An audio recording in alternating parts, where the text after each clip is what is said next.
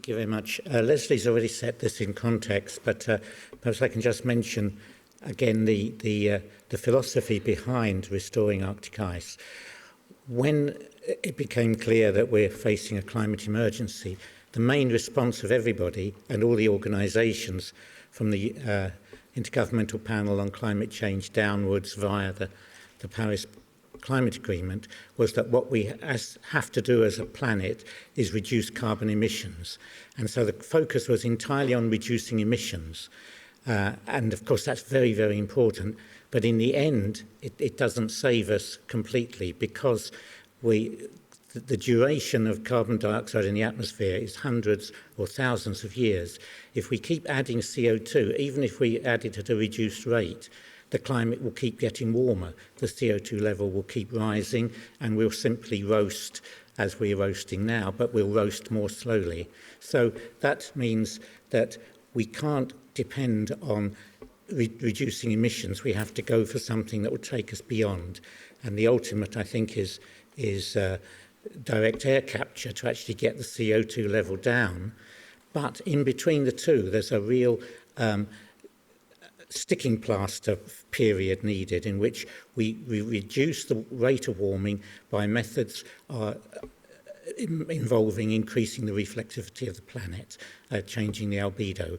And the target there that responds most readily is Arctic sea ice. And as Leslie said, Arctic sea ice is a terrible threat in many other ways because of the possibility of a methane burst, the way in which the loss of sea ice encourages the increased rate of melt from the Greenland ice sheet. Things like that are terribly bad for the whole climate of the planet, not just for the Arctic. So you can attack those if you can find ways to get to reduce to bring back Arctic sea ice, and in that way increase the average albedo of the planet. So that's what really this module, I suppose you call it, this set of talks is all about.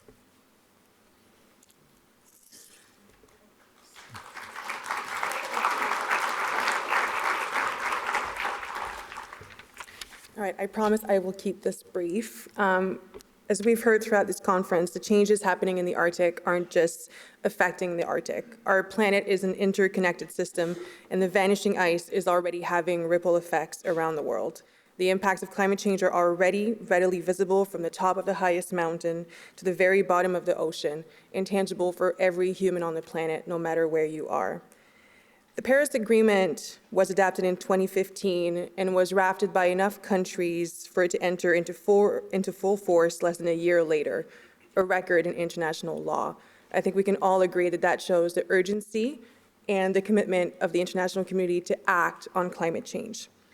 That kind of powerful stand by the international community is what we need today.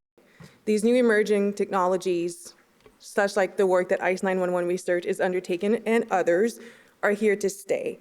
But in order for them to be safely tested and deployed and to ensure common transparency, a new governance and funding model needs to take shape with the same force that accompanied the Paris Agreement. A set of rules to implement such governance needs to be articulated by governments, civil society organizations, indigenous communities, scientists, youth, and many other local, regional, and international stakeholders. Conferences like this really show that our future demands each of us bringing our unique talents and skill sets together. It also tells us that the time to act in silo is now long gone. The time for collaboration is today, and events like this in forums outside of this and in continuous conversations. Thank you.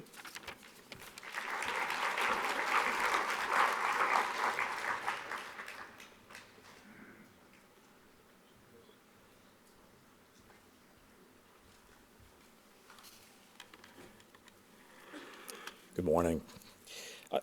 I think it's clear, it's this discussion and several others have pointed out that restoring Arctic sea ice is a key leverage point, not just in the Arctic, but in cooling the climate globally. There's just 3 points I'd like to make on top of that.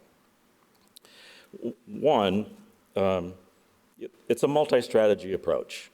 Obviously we have to reduce emissions. Nobody gets off the hook. There are a lot of difficult choices that need to be made. The second part of that, however, is approaches to remediate the situation. They all need testing. They all need ethical review. None of these work in a vacuum. The second point here is the science is moving ahead, but this assembly is very much pointing out, the critical importance of some governance frameworks. The effects are transnational.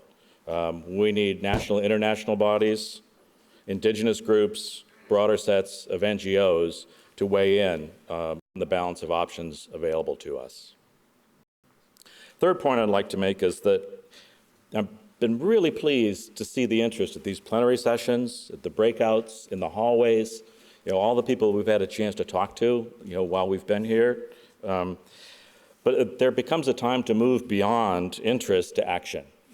And we certainly don't need to tell this audience that time is short. Thank you very much.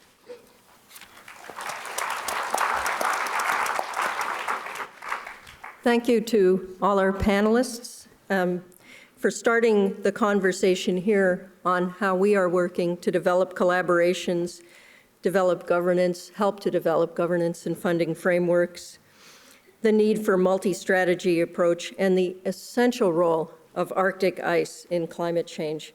And thank you to President Grimson and the Arctic Circle Assembly for inviting us here, and to all of you for your attention. We are hosting 2 more panels. There's no time for questions at this panel, we understand, at this plenary, I understand, but we have 2 more panels. One is later today at 18:30 on the 5th floor of HARPA, and one is tomorrow at 16:30, the 5th floor of HARPA. So bring your questions there. Thank you.